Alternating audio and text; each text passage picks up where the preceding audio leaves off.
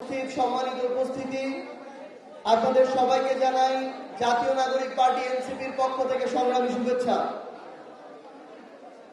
আমাদের মুখ্য সমন্বয়ক জনাব নাসির উদ্দিন পাটোয়ারি আমাদের আশা আকাঙ্ক্ষা, রাজশাহীকে নিয়ে স্বপ্ন, আগামীর বাংলাদেশ গড়ার পরিকল্পনা সবকিছু তার বক্তব্যে নিয়ে এসেছেন।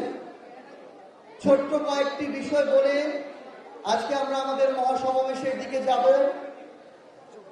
প্রথমত সবচেয়ে গুরুত্বপূর্ণ বিষয়টি সেটি হচ্ছে, আমরা বিশ্বাস করি যে জনাব তারেক রহমানকে সামনে রেখে বাংলাদেশের মানুষ এবার ধানের শীষে ভোট দেয় নাই।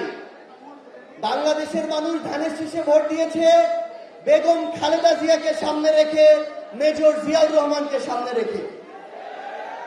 জনাব তারেক রহমান তার এই যোগ্য পিতামাতার উত্তরসূরি হিসেবে বাংলাদেশের মানুষের কাছে একটা সুযোগ পেয়েছেন।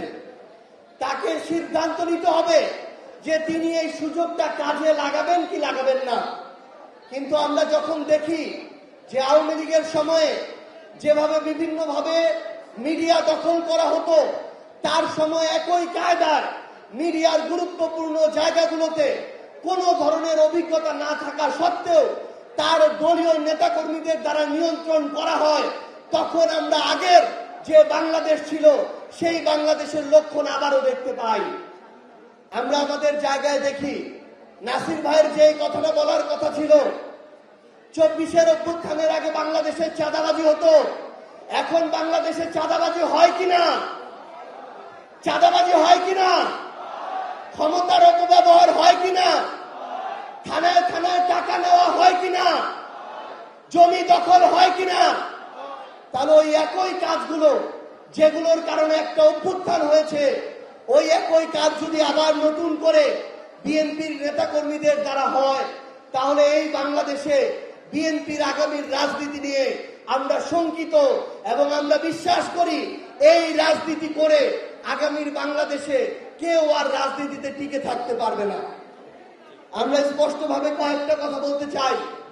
এই প্রশ্নের উত্তরগুলো আপনাদের দিতে হবে, কারণ তারা বলে, বিএনপি বলে আমরা শুধু নাকি বিরোধিতা করার জন্য এই কথাগুলো বলি, কিন্তু বাংলাদেশের মানুষের আকাঙ্ক্ষাটা তাদের কান পর্যন্ত যাওয়া দরকার। আপনাদের সবাইকে এগুলোর উত্তর দিতে হবে। আমরা কি বাংলাদেশের সীমান্তে আর হত্যাকাণ্ড চাই? আমরা কি চাঁদাবাজি চাই? আমরা কি অন্য দেশের দাদাগিরি চাই? আমরা কি এই বাংলাদেশে ক্ষমতার অপব্যবহার আর দেখতে চাই? যদি আমরা এগুলো না চাই, তাহলে আপনাদেরকে সেই দলেই যেতে হবে যেই দল এই কাজগুলো করে না, যেই দল এই কাজগুলো আগামীতেও কখনো করবে না। কিন্তু যারা এই কাজগুলো ক্ষমতায় আসতে না আসতেই করা শুরু করেছে, তাদের হাতে কি বাংলাদেশ নিরাপদ হতে পারে? তাদের হাতে বাংলাদেশ নিরাপদ হতে পারে? পারে না। আপনাদেরকে শুধু একটা আহ্বান করব, জাতীয় নির্বাচনে বিএনপিকে 50% মানুষ ভোট দিয়েছে, তার মানে এখনো অর্ধেক মানুষ আছে যারা বিএনপিকে ভোট দেয় নাই, এবং যারা ভোট দিয়েছে তাদের মধ্যে 3 মাস যেতে না যেতে এরকম হাজার হাজার লক্ষ লক্ষ মানুষ আছে যারা এখনই বিএনপির উপরে হতাশ হয়ে গিয়েছে, যারা মনে করছে যে বিএনপি তাদের সাথে প্রতারণা করেছে, যারা মনে করছে বিএনপি গণভোট বাস্তবায়ন করতে চেয়েছিল কিন্তু এখন বলছে গণভোট অবৈধ। গণভোট কি অবৈধ? আমরা সংস্কার চাই কিনা? আমরা সংস্কার চাই কিনা?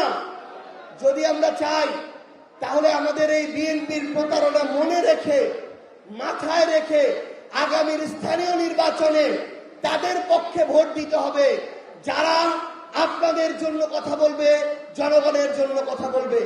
আমরা তাদেরকে ভোট দিতে পারবো তো? আমরা তাদেরকে ভোট দিতে পারবো? আমাদের রাজশাহীতে মেয়র কোন প্রার্থী আছে? রাজশাহীতে মেয়র কোন প্রার্থী আছে? রাজশাহীতে মেয়র কোন ভাই আছে? এনসিপির কোন প্রার্থী আছে? আমরা সবাই একসাথে স্লোগান দিতে পারবো, রক্ত